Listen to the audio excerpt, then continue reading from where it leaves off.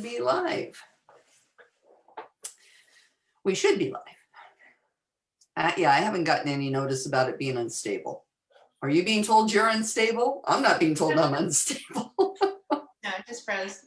You froze, which means it's on my side. Okay. Well, good morning. If we're live, good morning. Good morning. I'm trying to find us live. I know we're live somewhere. It's just finding us live, but that's okay. We'll get our act together here shortly. And let's see. Hope everybody's having a wonderful morning for our meeting for this morning, whatever I'm trying to say. Let's see. Let's do a do-over. Oh, there we are. There we are. Okay. We're live. Good morning from Laurel Real Estate Resources. Ooh. Whatever I'm trying to say. Let's do a do-over. Okay. Good morning. I see you. Well, I see us too, which is kind of amazing how long that took. Having a wonderful morning. How about you, Lori? I'm having a very good morning. Fantastic. Yeah, we realized we are stripy twins today, sort of. I'm the horizontal one. She's the vertical. Mine are at an angle. You're a little diagonal. Well, if I can go sideways in the screen. You're a little askew. So. Oh, heavens. Yeah, lots been going on since the last time we've all gotten together. We won't go into that, but it's been a week. It's been a week, which I will say that had a little something to do, among other things. It's been a really super busy week. I don't know about, well, Laura, you've had a super busy week as well, but it's been crazy out there. So we were a little tardy in getting the name change for the group. And as you can all see now on your screen, Nerdy Real Estate Resources is our official name, but you know what? We're still Nerdy Realtors. So we're official now. And Bob Hartman made a comment, how many times are you gonna change the name? And this is the third and final name change since this has started. I don't even remember what the first one was. I didn't know you had a different name. I thought you started with Nerdy Realtors. No, I think I shortened it. That was it. It was Nerdy Realtors COVID-19 and Beyond was the original name when we were a little bit, all like, what are we doing? So we got rid of the COVID-19 off of our name. It's too bad we can't get rid of it in the world. It's amazing how we can make some of it go away. But now, to be compliant with NAR regulations, here we are, Nerdy Real Estate Resources, which we hope we will live up to that name. I'm sure we shall. And boy, we got lots of people here already this morning. We're up to 19. So that's really good. Good morning. Good morning. Okay, well, let's see. Do we want to just start with our C2EX challenge while it's fresh in our minds? Sure. We got together a little earlier before this meeting started, and Lori went through the whole database of California realtors that are C2EX endorsed. And, we might have some people from around the country. If you are not a California realtor and you have been C2EX endorsed, put yourself in the comments so we can add your name. And anybody that's joining us that has been, put your name in there. Right now we have from our founding group last week, of course, Lori, Susie Dunkel Soto, Mary Jane Cambria, and Joyce Endo as our 4 members here that hop on usually every week, and that they've all been C2EX endorsed.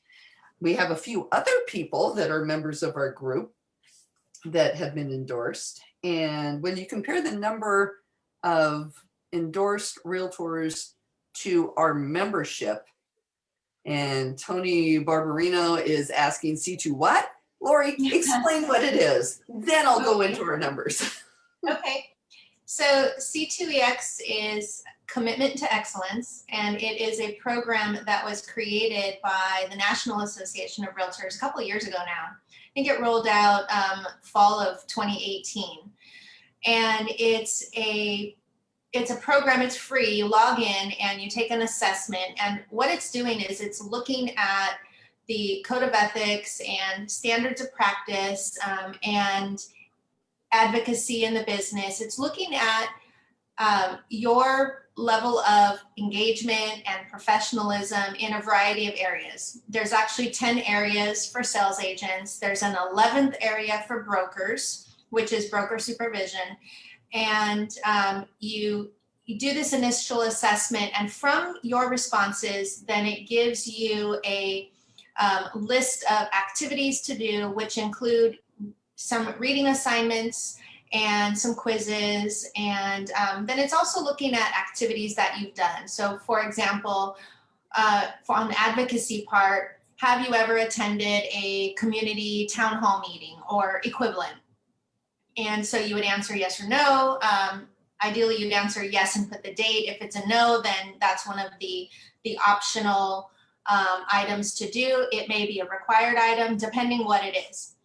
And so once you complete all of the activities within the list that's created specifically for you, then you complete the program and you become endorsed. And so we're going to talk about some of the statistics about it. But it's a fun program. It's a way for you to really evaluate yourself and how you understand our business and how active you are in our business. And it just adds another layer of professionalism to you if you are very active in seeking professional development for our business. So it's an endorsement. It's not a designation. It's different. And once you earn it, you earn it. And in the future, they'll be adding additional layers to it so you can continue it. So it's not a one and done. So that's it in a nutshell. Perfect.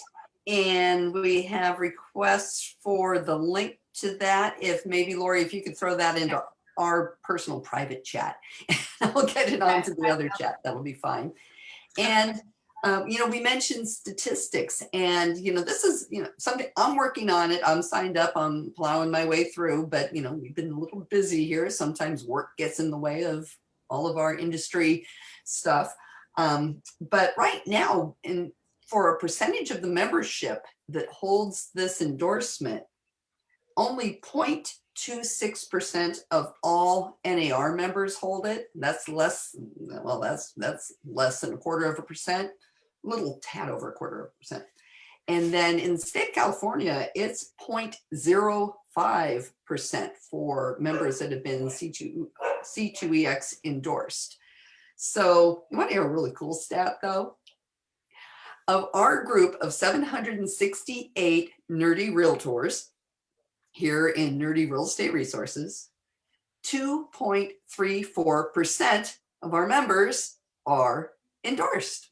And you know what? When you figure, compared to general membership, we're doing pretty darn good because we're a bunch of sharp little cookies here in this group because we're a bunch of nerds, aren't we? That's right. That's right. Okay. I'm getting it into the. So Lisa's going to post the link to the actual assessment. I'm about 2 seconds away from sending her another link to put in, which is a short intro video that explains what it is. So it's like 3 minutes long. Okay, so link. Oh no, that's not what I wanted to do. I ended up clicking it. Okay, so then we don't. Unless you have to click it to open it. Yeah, you have to click it to open it to then copy it. You can't copy it in our. Oh, I can't copy it. You know what? I can't copy it. Okay. Hey, Connie says that she is endorsed. Connie Kotz? Our okay. Connie. Okay, awesome. So there was somebody else that I thought of that I knew for sure was endorsed that's not on NAR's list. So I'm not, so that's what I referenced. And so I don't know why some people are not showing up. So Connie, you're not showing up under NAR as endorsed. I believe that you are. I believe you. But I don't know why their records aren't showing it. And actually, my name wasn't on there. Now that I think about it. So I don't think their records are totally accurate. I don't think their records are accurate at all. We're going to have to ask our membership to let us know. Jeff Campbell, are you? Connie said she is. And we're pretty sure that, PJ Johnson is, but we didn't see her name. So help us correct the database, at least so we know what the heck's going on here. Yeah, But because you can search by it. I did a search by C2EX and then California, and it pulled up 100 people. But now that I realized, as I was reading the list, I didn't even see my own name. And we have somebody saying, isn't there a Facebook Live this morning? I think there is. I think we're on it right now. Okay, we are on now. So, Inez, special message for you. Yeah, so put your name in the chat. We asked for that last week. We got like 3 people that posted. We'd love to be able to recognize everybody in this group who is. So that just makes our numbers even better. So please let us know too. Exactly. So Lori and I have finally come up with like how we're going to do this. What we're going to do is this. The last meeting of the month, and for this month that would be, I believe, let me double check because I'm going to throw out a number, it'll be wrong. It'll be January 25th. That will be our last Monday morning coffee and compliance for January. So between now and the end of the day on the 24th, anybody who is C2EX endorsed, please send me a copy of your little certificate and a headshot, because we'd like to make a little post to celebrate you and your accomplishment. And then at the end of the month, on the 25th, we're going to unveil the Wheel of Nerds and spin it and see who the lucky nerd is going to be to win the prize. And we're going to have a couple of prizes because I forgot Jeff Campbell's suggested prize. Oh, that's right. We will give you our Monday morning coffee and compliance mug that is being designed and ordered today by yours truly. We make some really cool mugs, and they're nice quality mugs. And we'll have a special Monday morning coffee and compliance mug. And then the winner can have a virtual dinner with Lori and I, if you want it. Some of you may not want it. We're fun people to hang out with, So I promise I'm going to post all of this right after this meeting so we can get it on Facebook as to what our little rules are going to be. But, let's have some fun. Let's see if we can get this 50% for our group. Wouldn't that? Oh, we got another one that said she's Cindy Diaz-Tully says that she is. Priscilla says she is. Okay. So everybody watch for the rules. I'm going to put it out there so you guys we're going to celebrate you guys because it's worth celebrating. People that take our industry seriously, it's worth celebrating. So absolutely. Anything else on that, or am I beating a dead horse at this point? No, I think we're good. I'm excited to know that there are many others in the group that are letting us know that they're endorsed. I'm bummed that the roster is not accurate, but I'm excited to hear that more people have done it. So it's a little bit of a time investment to do it, but it's great to be able to say we did. And Lisa mentioned the percentage nationally. Out of 1.4 million realtors, as of November, there were 36,000 only that were endorsed. So we can do better than that. We know there's a lot of realtors who are not actively working. They're maybe paying their dues, but they're not working, but we can do much better than that. So it'd be really awesome for all of us nerds to have it. That's true. And we have a question here saying, how fast can you get the endorsement? Well, it's a good question. That's something that people always ask. It's not a race. There is a lot in order to go through it. It's not like you can sit there and it's a 2-hour class and then you're done. It takes some time. So allocate a little time each week because there's a lot of reading assignments. But it's based on the assessment and how well you do on the assessment, so that they can essentially check things off of the list for you before they present you, okay, these are the required items for you to get endorsed. But I would say all in all, it's, I don't know, maybe 5 to 10 hours, depending on how quickly you read and how seriously you take it.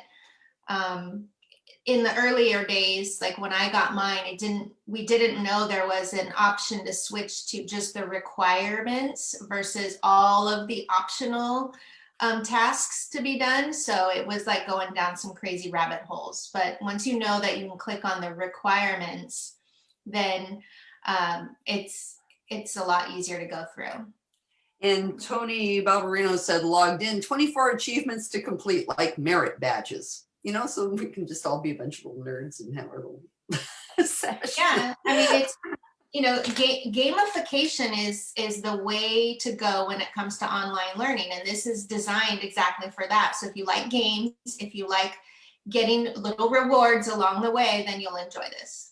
Exactly. And I know like you can test out of parts of it. I know when I went on there, I was able to test out of the first part.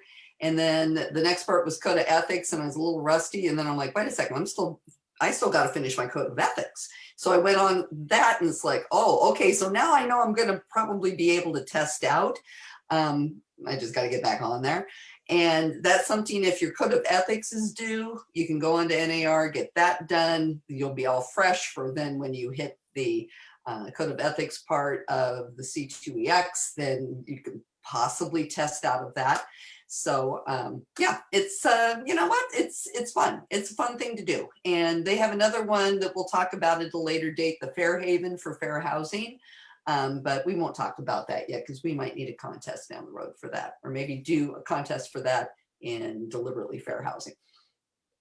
That could be so get us your names by January 24th.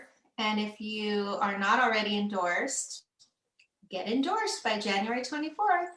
And if once you finish the program online, immediately you're endorsed. So if you want the special shout out from the group, send us the headshot and the certificate, and we will celebrate you. It'll kind of be like your C2EX birthday. Okay. So that would be fun. We like to celebrate our members, celebrate accomplishments. Everybody feels good when they get a little pat on the back. So we would like to be able to give you a little pat on the back. So, okay. Speaking of pats on the back, good brokers. What's that? Oh, go ahead. No, go ahead. I do want to give a quick red alert kind of tip. So a friend of mine works in IT security and just texted me like 10 minutes ago, basically saying, be on the lookout. There are phishing emails that are circulating today that are political, that somebody has got arrested. Be careful, they're malware. They're dangerous. So don't click on them if you're like, ooh, let me read this. That's running rampant today. So just heads up, friends. Yeah, probably any email that looks a little fishy today, because there's a lot of stuff going on, lots of opportunities for people to be scamming and phishing and various other things. So just be very careful. Absolutely. Okay, let's see. My little tagline today was, who's watching who? And we had our first Orange County Realtors Risk Management Committee meeting. And I know, Pam's on here. She was there at the meeting. We went around the room and we asked, well, not the room, the Zoom room. And we asked, what was, people's concerns, their hot topics for risk management. And I would say about 50% of the people in the room mentioned broker supervision. How do you supervise in a virtual world? And, that is a darn good question. Lori and I are fortunate, we're a small boutique independent brokerage. And, keeping an eye on us is pretty easy. But what do you do when you're one of those mid-sized companies or a larger company with thousands of agents, or mid-size even with 50 agents? What do you do? Give us some tips, Lori. Yes, so I'm on the committee with Lisa as well. She's the chair of the committee this year. I'm really proud that she is the chair. And when she started to go around the room, I of course was the one that said, well, broker supervision always keeps me up at night, because as she mentioned, with our small brokerage, it's easy for us to keep an eye on what's going on because we're in constant communication. So if you are running a larger company or a larger office, it can be harder. And the requirements from the Department of Real Estate are very specific. The brokers are required to know what's going on with their agents, what contracts they're writing, what activities they're doing. They don't specify specifically how to do that, and they don't care whether you have a physical office or you're a virtual company. And there's also no extra instructions for dealing with supervision during a pandemic where everybody is essentially working remote. So my best advice is you have to be able to demonstrate to the Department of Real Estate that you have supervision in place. And so, the best place to start with that is to make sure you have a written plan. And when we talk about things like COVID, well, what's your written plan for how your agents should operate? So that's one element, is demonstrate the supervision by show your written plans. So that's your policies and procedures. With COVID, that's your office procedures, that's your showing procedures, all of that. The next layer is demonstrating that you've communicated that to everybody. And so you need to be sending that out via email. You need to be doing that on a regular enough basis where you're demonstrating, hey, I'm telling you what our policies are and how you need to function. But you also need to be able to demonstrate it's a two-way street. It's not just a one-way push of communication. I've dumped all this information on you. You have to show some engagement with your agents. And so I know a couple of brokers early on with the pandemic decided to do like a training video with a read receipt or with some type of quiz, some type of way for them to demonstrate that the agents got the message, got the information, engaged with that information, and then responded back confirming that that information was received. So there's no specific way you have to do that. In our case, what I had done was put together all of the information, and we did an office meeting with it. We did a Zoom meeting, we recorded it. And so I have on record that we did the training. I sent out follow-up materials to my agents and had them fill out the information and send it back, affirming that yes, they got the information, they understand it, they don't have any questions, or they do, and then we talked about those questions. So it's so easy to forget about the agents who are not really working. It's easy when you've got agents that are working, you are able to engage with them in such a way that it's proof that you are supervising them. But the agents that are putting their head in the sand and just sort of like, I don't know what to do, I'll just stay home and do nothing. Maybe they're not putting you at risk, but you still want to be able to protect your brokerage by showing that you've reached out. And so I'm sure everybody over the last 9 months, has reached out to all of their agents, even the ones that are not actively working right now, just to check in on them. So I would just keep a record of that if you are in a management role, to show that, hey, regardless of whether the agent is doing any business or not, I'm still in communication with them. So those are some important ways, because remember, it's all about demonstrating that you've done it. Yeah, because that's kind of the thing that I think is interesting. When I put on my agent hat and think back to working for a larger brokerage. I've worked at large ones, medium-sized ones, small ones. And, I think back and say, how do you know? How do you know that, if you have, and I'm just pulling numbers out of the air here, if you have 100 agents in your office and you do a virtual meeting and, is somebody taking attendance who's there? If you're sending things out, are people logging who's receiving the information?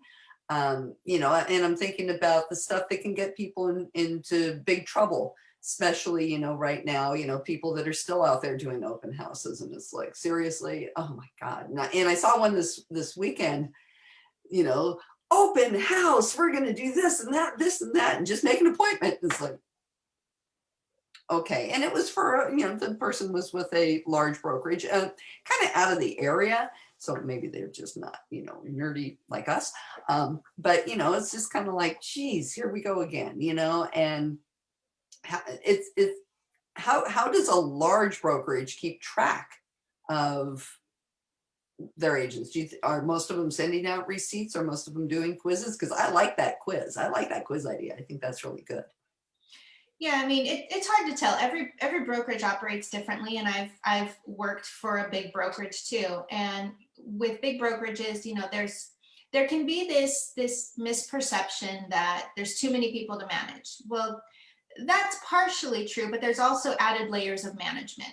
So there are multiple checks and balances that can be there. Does it happen 100%? No. That doesn't happen 100% with any size brokerage. The nature of our business is independent contractors want to be independent. So if they need something, they're asking. If they don't need it, you don't hear from them. So it's not necessarily the size matters. It's a matter of, hey, who's paying attention? And the real reality is whoever's the responsible party has to make sure they have that protection. So I'm the broker of our company. I'm ultimately the one responsible. So if I'm not doing the work to make sure that I'm engaged with my agents and keeping track of what they're doing, I'm the only one to blame. When you are the broker for a larger company, you have to rely on other people to do that. So you better know that those people are as committed to protecting your license as you are. With the you mentioned open houses, it reminded me of the flyer drops, the open houses, all the stuff that we're seeing. I'm not really out on the weekend, so I don't see it. And I feel with the black hole of a month called December, where I just don't know where any of my notes went, and I don't know. Lori does not remember anything that happened in December. She probably doesn't even remember she got installed as the local association president. I do remember that, but that was like December 2nd December 2nd. Anything after that, I don't know. It's like the month was a complete blur. But, I still had to do my broker supervision. So I was fully present, at least on Tuesday mornings. So anyways, we digress. But I lost my train of thought on this. So, with those other activities, it's so important that we do speak up, and it's very appropriate to reach out to the brokerage and say, look, you've got somebody that's doing something. We sometimes focus on just it's wrong, and we don't know who to report it to, and now we know who to report it to, but it's not worth our time. You can easily just reach out to the broker or the office manager and say, hey, this is putting your company at risk. This is putting our industry at risk. You've got to take some action. And once that broker knows about it, the burden's on them to do something about it. If somebody called me or emailed me and said, hey, your agent is doing X, Y, Z, and it's against the guidance, I am now on notice. I better do something, because if I don't, and that other person reaches out to the Department of Real Estate and say, well, I let the broker know, now I'm just toast, so the brokers need to be able to ensure that they've taken all those precautions. And it's not easy to do. And it's easy to start a brokerage. It's easy to start a virtual company and just start bringing on a bunch of agents and not even know what's required of you in terms of supervision.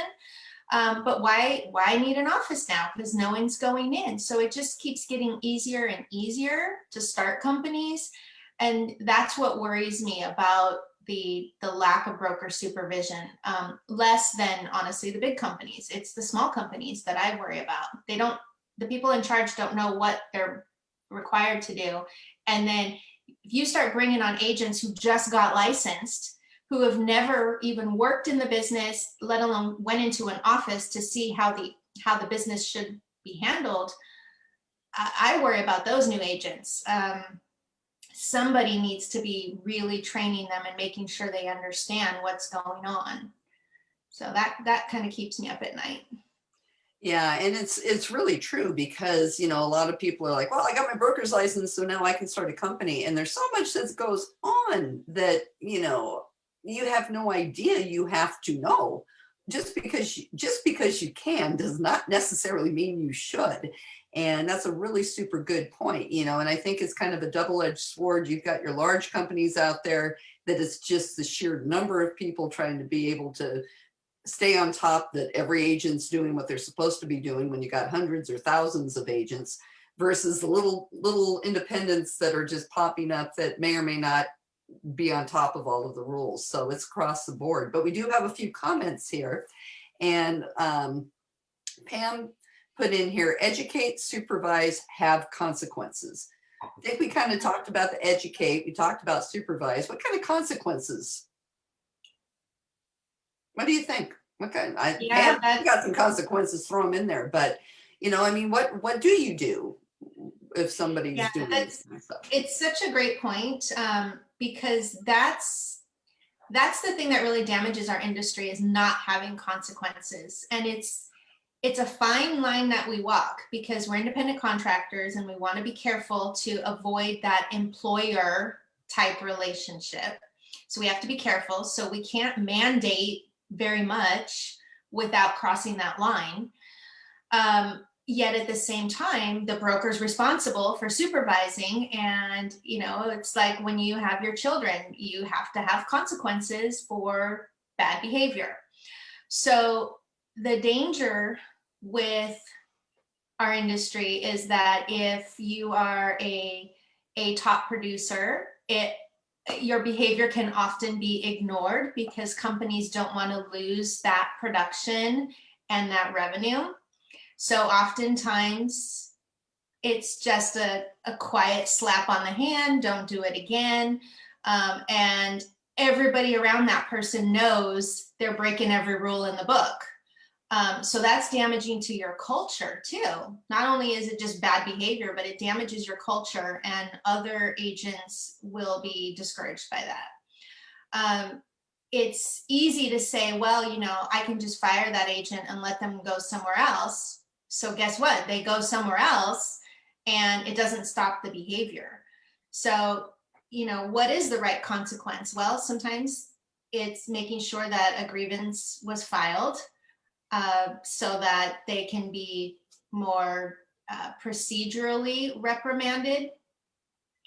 But you know, brokers unlikely to do that against their own agent, so it's the other agents that need to report it. You know, you've got to sit down and have a firm conversation with them, and ultimately what can happen is that agent says, well, you're too strict, I don't want to work for you, so they'll just go somewhere else. And that's just unfortunate because then the behavior doesn't stop. Exactly. So, And Jeff threw out, how do you treat referral agents differently regarding oversight? well, referral agents are not supposed to be doing any licensed activities. They're licensed, but they're in a status where they're not supposed to be actively engaged. So if they're doing activities that requires the supervision, then they shouldn't be a referral agent. Yeah, pick your referral agents carefully. You know, that's something that a lot of times people say, oh, look, I've got this book of referral agents or whatever. You know, if you don't know who they are and you're just kind of going on, there's a printed name and they just happen to be there, you know, you might want to try to find someone that either you know through a professional channel. I mean, that's one of the things that's really cool about being involved in CAR and NAR is like right now, I need to go find a referral agent in Providence, Rhode Island. And I'm just going to go through my list of, you know, contacts that I've met at NAR and see who, you know, who I'm comfortable. If I met them and I know they're involved in the industry, that means that they're probably a little bit more on the ball. And then I'll feel a little bit more comfortable talking with them and referring them a client that I have. But you know, make sure you kind of check out who you're referring to. And also too, if you have a question, you know, that's something I think here in the Nerdy Realtor group, if you're looking for a referral area or agent out of your area, throw it out here in this group. I know it happens a lot in other groups, I don't think that that would be considered like a self-promotion or anything like that. That would just be us helping each other. So if you're looking for someone, put it out on the page and see what we can come up with.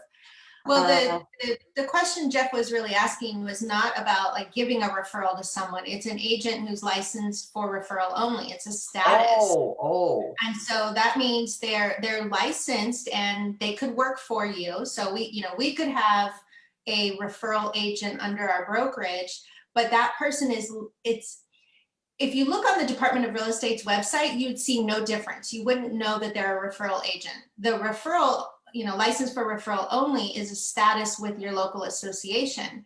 So it prevents the agent from needing to be a member of local, state, and national association, as well as the MLS. And by definition and by the rules of that status, they can't be a member and they can't participate with the MLS. So they're really, truly just to refer to the brokerage or another brokerage. Hey, I've got a friend or family member, somebody I know that needs a realtor, needs an agent. They can't do the work, but they can get paid. So they can get a referral fee. So that's what he's more of what I would think of a referral only agent. But then that brings me up to the, let's say I refer a client to an agent in Northern California. Am I on the hook if they do anything crazy? If they don't work for your brokerage, no. I mean, you want to make sure that they're not doing anything crazy, but you're not responsible to supervise them. Their broker is responsible to supervise them. So, I mean, I think it's important to check them out. You've given referrals in the past to people, to agents and so you already know their reputation. It's a little more of a risk to give it to someone you don't know, but if they're with a reputable brokerage, you should feel comfortable with that. So in the case of Jeff's question, if an agent is for referral only, but then they're out there doing licensed activities, the broker is responsible to be supervising them, and now they're violating their agreement of the referral only. So your choice at that point is they need to be fully licensed, fully active, as a regular agent, or drop them off your license if they're not following the protocols. You're responsible for them either way. The Department of Real Estate doesn't look at them any differently. Yeah. And we have another question from Inez. What if the agent doing the open house is the broker? That's the worst. That's the worst. Then, you could reach out and say, hey, you may not be aware. And I personally would send them the documentation. I would send them the California Department of Public Health guidelines and the DRE bulletin and anything and everything, and say, hey, you might not be aware, but here's the information. And if they kind of blow you off, I'd probably file a grievance. Yeah, or report them to the DRE. Report them to the DRE. I would think that would be, if somebody can file a grievance all day long, reporting me to the DRE would scare the living daylights out of me. So, we have a good FAQ on the OC Realtors website regarding, COVID stuff and who to report what to. So you may want to go look at that and, just have that handy dandy reference, so if you do see one of these people say, the Department of Real Estate frowns upon this kind of activity, and I can call them up right now and see what, maybe that might help. Pam says, take a picture and report them. And yeah, absolutely. Have your evidence, take your pictures. So that supports the case, that proves the case.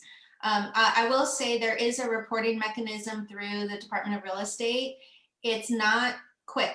It's not easy.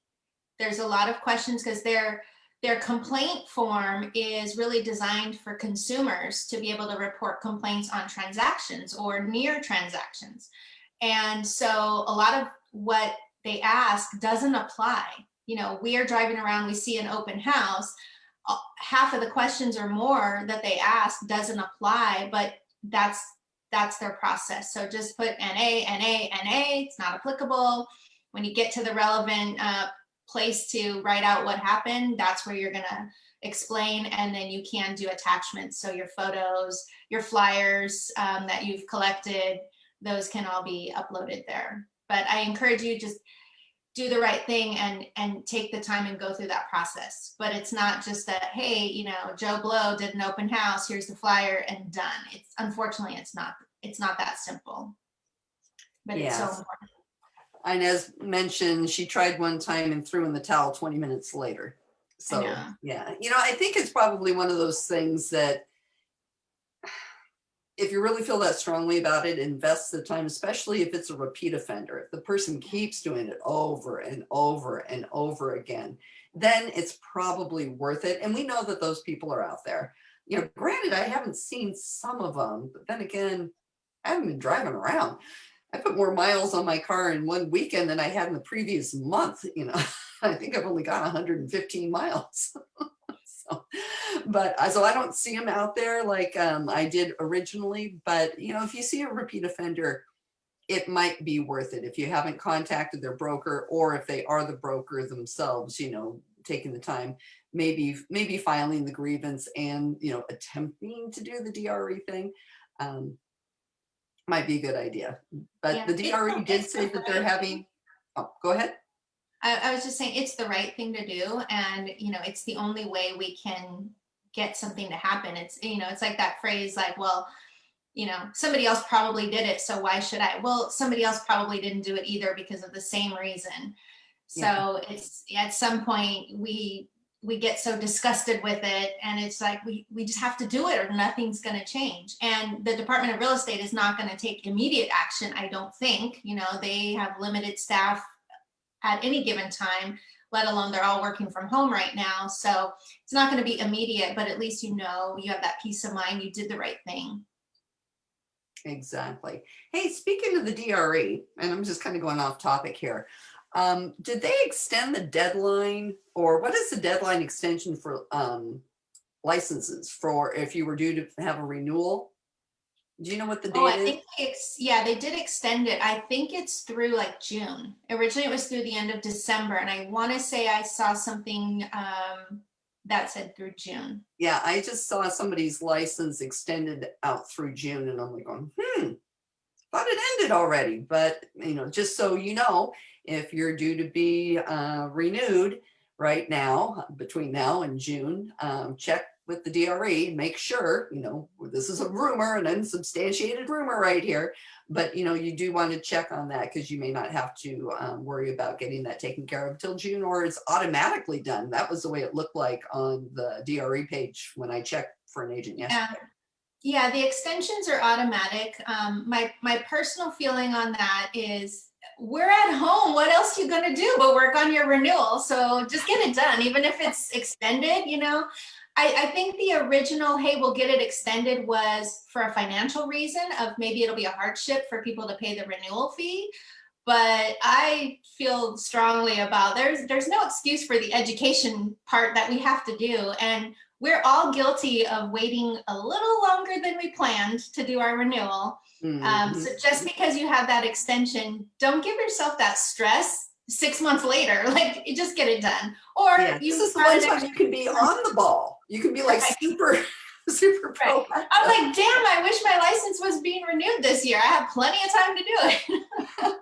It's not. It's Well, not and I time. know notaries had the same thing too, because I know a lot of realtors have notaries as well. And I'm not sure if they got the same extension. I'll have to check because, you know, Yeah, that makes it kind of interesting on the notary front because you got a stamp saying my notary, you know, my whatever this commission, you know, is till such a date, and you stamp it and it says right there. And then you have to write a little thing on the side saying extended per, blah, blah, blah, blah, you know, so they've got their own little situation they have to tend to. But yeah, it was something I didn't really hear much about or see, and I was pleasantly surprised when I saw that there was an extension.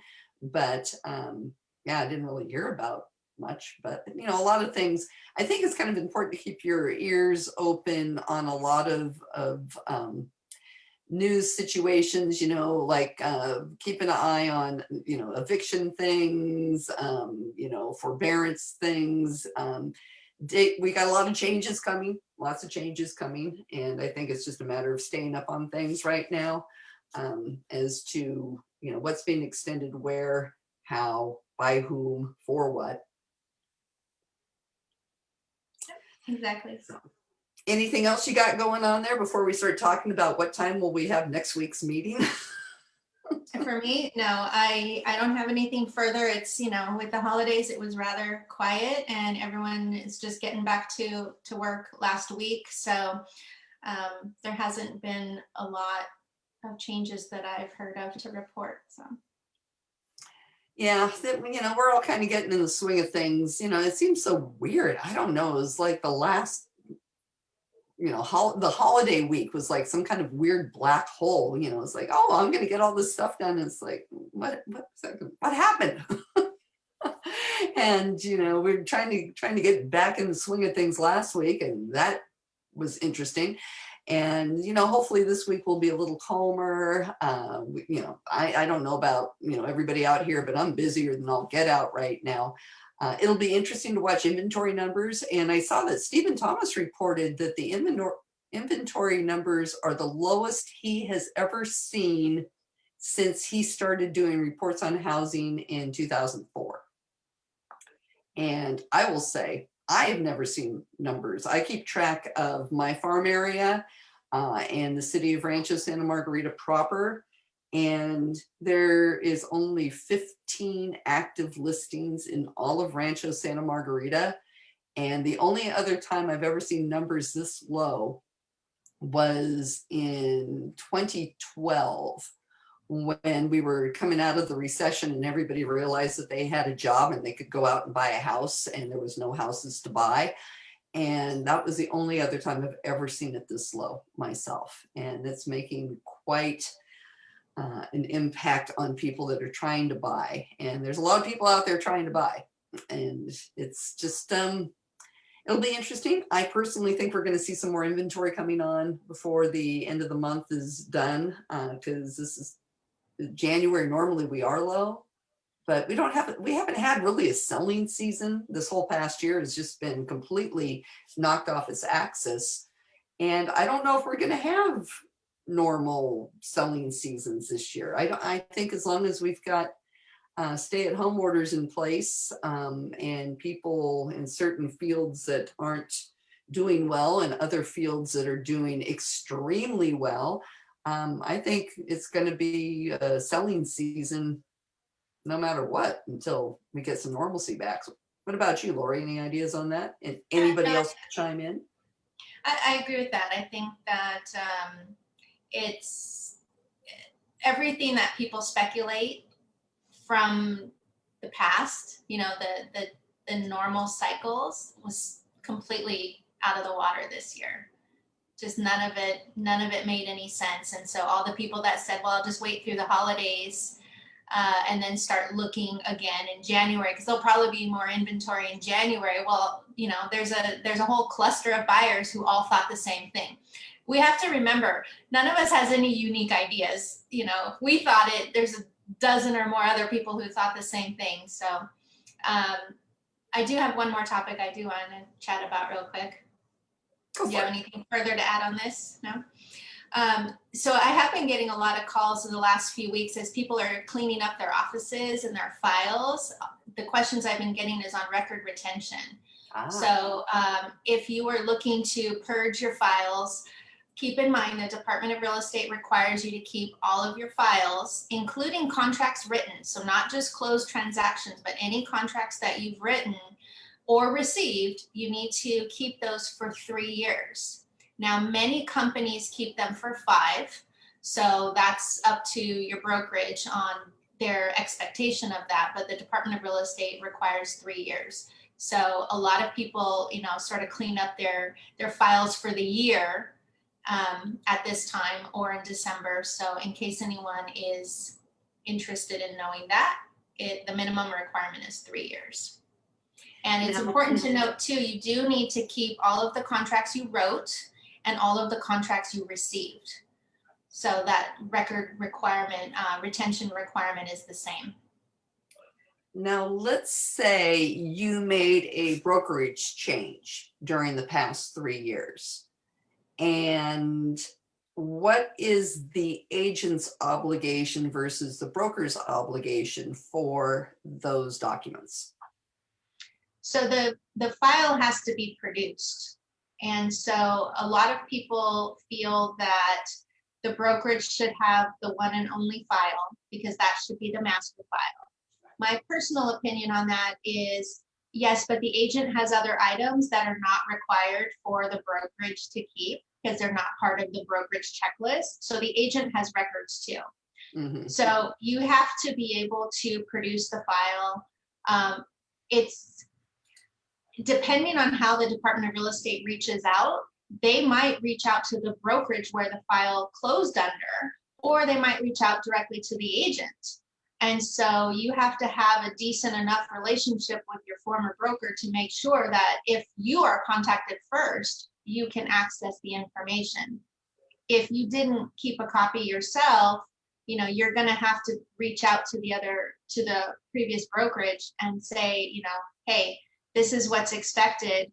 And the reality is they would still be on the hook too, because they were the broker at the time. So if anyone questioned any supervision, they have a vested interest to be sure to cooperate with the ask, so that they don't get in trouble too.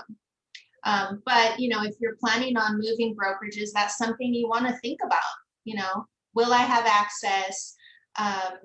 What's that relationship going to be like? And hopefully you don't have to ever worry about it, but it is something you should consider. Of do I have what I need to protect myself, and do I have access through the previous brokerage? It's a good question. And Julie Gonzalez says zip forms keeps them for you longer. Now, we have the changes that are taking place, kind of, sort of. Some of it's already changed, some of it's not. Yeah. Yeah. Is that a reasonable consideration to think that that is a safe place to keep them? Should you have it in another spot as well? What do you think? Well, it depends. I mean, if you have the zip forms that everyone has access to, your standard zip forms login, that's not your broker file. That's just the documents that you produce through zip forms. It may or may not have fully executed documents. If you set it up in zip forms, you created a document, sent it out to your client in DocuSign, you'll have that. But what about the other side's signatures? If you have broker edition, then like we do, the broker edition is our transaction platform, and we have a checklist in there with the placeholders, and all of the executed documents get uploaded into the proper spot. So with brokerage edition, that is our electronic file. And so yeah, zip forms keeps files for 7 years. There's some speculation of, hey, well, if the minimum requirement's 3 years, then that's all I want to keep it. Not speculation. There's a point of view that, hey, if they only require 3 years, then maybe I should only keep it for 3 years, because beyond that, I'm not required to keep it. So is it putting me at risk to have it longer? Some argue that, yeah, it is. Others argue, no, I mean, the period of discovery of an issue, and then the statute of limitations on something could extend beyond the 3 years. So I want to have my evidence that we did the right thing. So that's a personal decision, or a decision for a company attorney. But yeah, zip forms will have the documents for longer, but it's not technically your complete file. Okay. Well, any other questions on that, kids? I'm not seeing anything there. And I would say at that point, if you're getting a letter from the DRE, you want to reach out to some attorney at some point and say, here's what's being asked of me. If it seems simple enough and you're not concerned about the transaction, you're confident you did nothing wrong, then just produce what you have, even if it's just the few things from zip forms. But if you're not sure if this looks like something that could be sticky and you should run it through your E&O, then you should do that. Yeah. Go through your broker first. Go through your broker. That's a broker decision. Okay. Well, we've just got a few minutes left. And now I know we have our hot topic of, are we going to move our time to 9 a.m. or keep it at 10 a.m.? And I'm going to go on my phone here. I just checked, just got another offer in on my listing. Oh, It's just amazing. They're flying in like crazy. What do we have for our poll results? And this is, now I'm going to throw this out here, kids. We can override the poll results. We're just trying to get a feel for what's happening here, because we know that sometimes 10 o'clock can be bad because there's a lot of meetings that start at 10 o'clock. We know that there's other webinars and various things going off at 10 o'clock on Mondays. I don't know why other people would try to step on us over here. We are seeing 15 votes for keep it at 10, 10 votes for change time earlier to 9 a.m., 3 that said 9 or 11's okay. I guess that means 10's not. And 2 people want to sleep in, make it 11 o'clock. So right now we're close between keeping it at 10 and running it at 9. If there's anybody, because we've got a lot of people here today, and I want to thank you all for coming out here. Yes, Leon, the audacity of those other 10 o'clock meetings. Number one, thank you. We so appreciate you guys being here. And I just love the sense of community that we have and that we're creating this community. So thank you. We really, really appreciate that. If somebody feels strongly about not moving it to 9 o'clock, put it in the comments. I'm kind of the mindset of, hey, we're super busy. Maybe 9 o'clock might be better. Lori's got a lot of stuff on her plate, as Madam President of the Orange County Realtors. So, that might be a reason for us to change it. Kathy, Dwayne Gomer, what? Does Dwayne Gomer have something going off at 10 o'clock? Let's see, Tony's at 9 a.m. I'm kind of leaning towards 9 a.m. just because of the fact there's so much going on, and we all have such full days now, even if we are just sitting in front of our computers. Lori, what are your thoughts on it? Yeah, I think 9 a.m. is a good time for people. It does sound like there's a lot happening at 10. I know other days of the week, 10 o'clock seems to be like, the sweet spot for people. People are awake, they've been able to check emails, but there is a lot happening at 10. So I'm cool with 9 a.m. Those that can join live, and if 10 o'clock works better for you, you can catch the replay at 10. You can't get it before 10 right now. So if we change it, then you can. And I just know for me personally, if I miss something, it's unlikely I'm going to have the opportunity to go back and watch the replay. But if 10 a.m. is my time that it's calendar in and I can watch the video of it, then that works. So I am at your service wherever time. Well, I don't know. Daniel's saying you can use your presidential powers to clear the time slots of other meetings. Well, I don't know if I have that kind of power, but thank you for that. That's funny. That's awesome. Well, at least for that, I don't think, Ron Siegel and Katie Lance are going to listen to you. Right. Just go in there and say, nothing goes on at 10 o'clock on Mondays. Well, we will post that today too. Lori and I will make the final executive decision on what we're going to do. And, we want to make it easy for everybody. And we actually do get a really good amount of people that are, catching the replays. And you can still comment during the replays. We go through and we read them, and we know that you're out there. And we are going to try to do maybe, and I'm just floating an idea right now. That last Monday of the month, when we pull out the wheel of nerds and have our C2EX meeting, that we're thinking member must be present if you want to win your prize. Maybe that will be our monthly Zoom little coffee clutch or something, and everybody can hop on Zoom together, and we can have more of an open conversation. So if we can do that at 9 o'clock, make it a pajama party. No. Well, I won't be in my pajamas now. Well, half the time you can't tell what my pajamas are and what they aren't. These are not my pajamas. This is just a little t-shirt I bought that when we were in San Francisco, of all things. Remember when we were in San Francisco for NAR? Ew. We went shopping. We go shopping. We spend a lot of money. It makes it hard when you fly. have to bring all Well, that you bought a shirt. I bought 3 or 4 Not pairs of talking about the shoes. shoe store thing. Not talking about the shoe store thing. I don't know if Susie's on here or not, but we're going to blame that whole shoe store fiasco on Susie. But I did get a lovely pair of Michael Kors boots. I think I bought this to stay warm at the Realtor Relief run through the stadium because I thought I was going to freeze to death. So, what's that? We got a prize autographed coffee cup from Lisa. Well, Lori's got to sign it too. Yeah, what about me?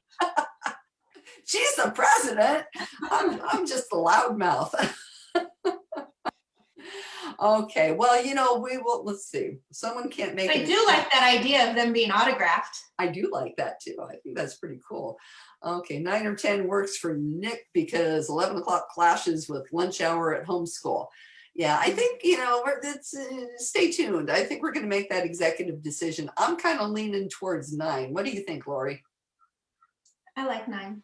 I'm liking 9 too. I was going to say split the difference, but then it gets too freaking confusing. So yeah, then it's too tricky. Yeah. Oh, have like an instant replay. We stay on for 2 hours.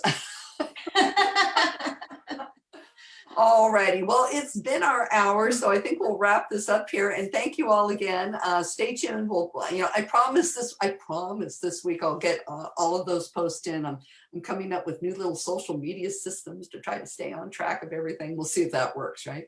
But thank you all for coming this week, and we will see you next week at whatever our new designated time is. Yes, and if you have any topics you want to talk about, please include them in the chat too. Fantastic. Well, we'll see you all later. See you next week. Go out and sell a house. Take care. And do good work. Bye, guys. Bye.